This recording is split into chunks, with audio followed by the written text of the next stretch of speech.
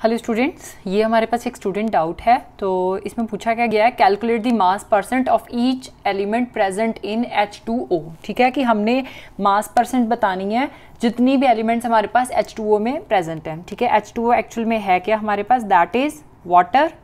ठीक है, अब वाटर में कौन कौन सी एलिमेंट प्रेजेंट है? फर्स्ट हाइड्रोजन है। ठीक है, हाइड्रोजन के हमारे पास कितने एटम्स प्रेजेंट हैं? 2 atoms. Okay, and second one is oxygen. Oxygen के कितने एटम्स प्रेजेंट हैं? Only 1 atom. ठीक है, अब हाइड्रोजन का जो है एटॉमिक मास कितना होता है हम पहले ये देखेंगे। तो atomic mass of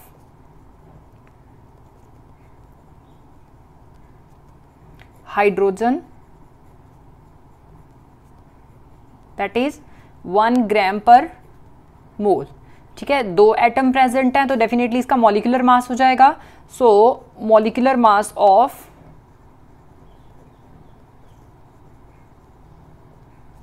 hydrogen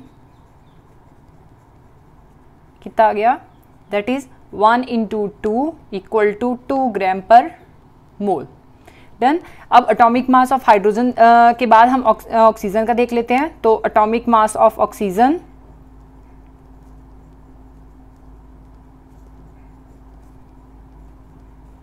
equal to 16 gram पर मोल। ठीक है, एक ही एटम है ऑक्सीजन का प्रेजेंट तो हम एज इट इज ले लेंगे। अब हमने सबके इंडिविजुअल मासेस जो हैं वो फाइंड आउट कर लिए हैं। ठीक है, अब हमें वाटर का मोलर मास जो है या मॉलिक्यूलर मास जिसको आप कहते हो, ठीक है, वो फाइंड आउट करना है। तो मॉलिक्यूलर मास ऑफ वाटर क्या हो जाएगा? मोलर मास, और you can also say molecular mass of H2O। ठीक है, अभी हमने इसमें क्या होगा कि atomic mass of hydrogen into 2 atoms, या फिर आप कह low molecular mass of hydrogen, क्योंकि 2 एटम है हाइड्रोजन के present. Molecular mass of hydrogen plus atomic mass of oxygen.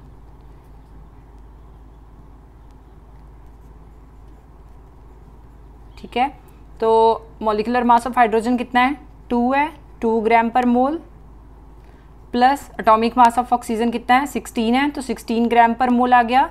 That is equivalent to 18 ग्राम पर mole. Done.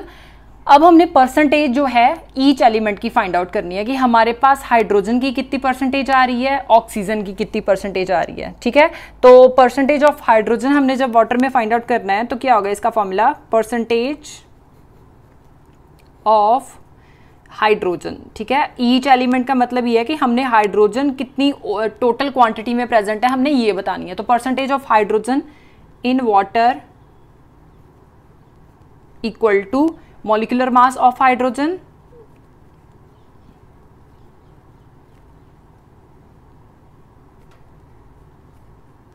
Divided by molar mass of water.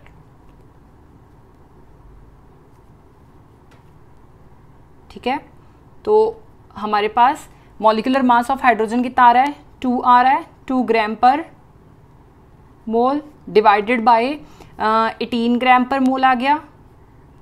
ठीक है, एंड इनटू क्या हो जाएगा? Into 100 हो जाएगा। तो आप नीचे लिख लीजिए इनटू 100 हो गया। ठीक है, तो मैं इसको सिंप्लीफाई करके यहाँ पे लिख लेती हूँ इसी वैल्यू को। 2 ग्राम पर मोल डिवाइडेड बाय 18 ग्राम पर मोल इंटू 100, यही वैल्यू मैंने यहाँ पे लिख दी है। ठीक है, तो ये क्या हो जाएगा? 2 9 के साथ जाएगा। ठीक है, 2 9 दा 18 होता है, ग्राम पर मोल के साथ ग्राम पर मोल कैंसिल हो गया। 100/9 कितना हो गया? 100/9 इक्वल टू 11.1%। मतलब हाइड्रोजन जो है वाटर में 11.1% प्रेजेंट है। ठीक है, अब परसेंटेज ऑफ ऑक्सीजन देख लीजिए। ऑक्सीजन का सिर्फ एक ही एटम प्रेजेंट है। ठीक है, oxygen in water, atomic mass of oxygen by molar mass of